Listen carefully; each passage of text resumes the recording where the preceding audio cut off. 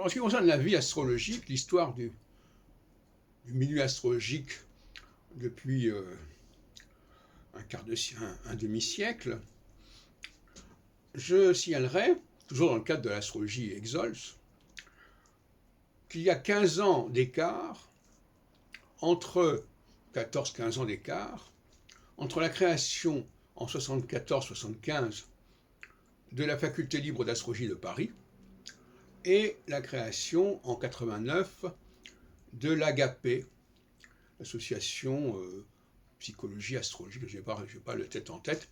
Bon, l'une a été créée par moi avec un certain nombre de personnes, comme Catherine Aubier, Marielle Clavel, qui sera par la suite Garel, Jacqueline Bonny-Belluc, et un peu plus tard Olivier Perbrune.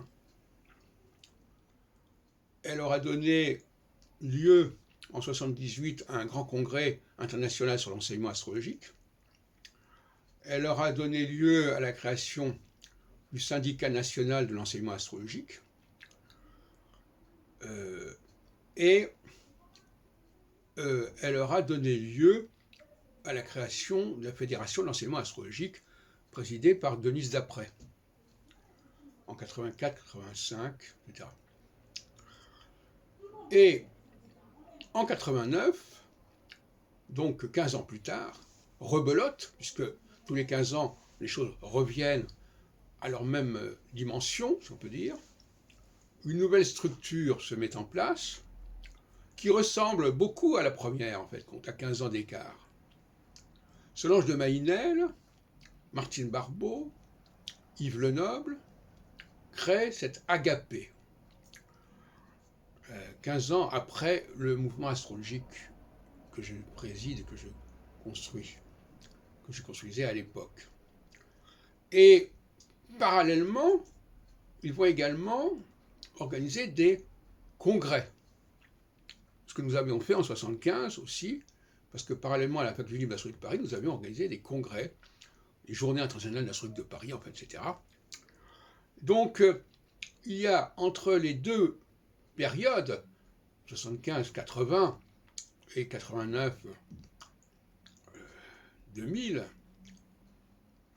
il y a des similitudes mimétiques tout à fait remarquables qui vont dans le sens de l'astrologie, puisque tous les 15 ans, les choses se renouvellent. Alors, on pourrait continuer, si on veut. On pourrait dire, et 15 ans après 89, qu'est-ce qui se passe?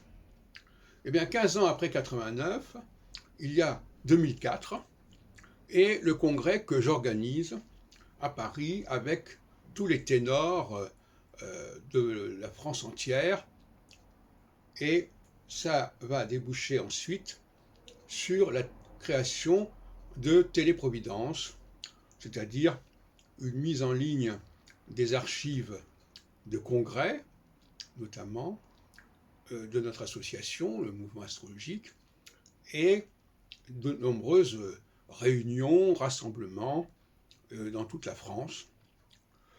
Donc là encore, un troisième temps, si on peut dire.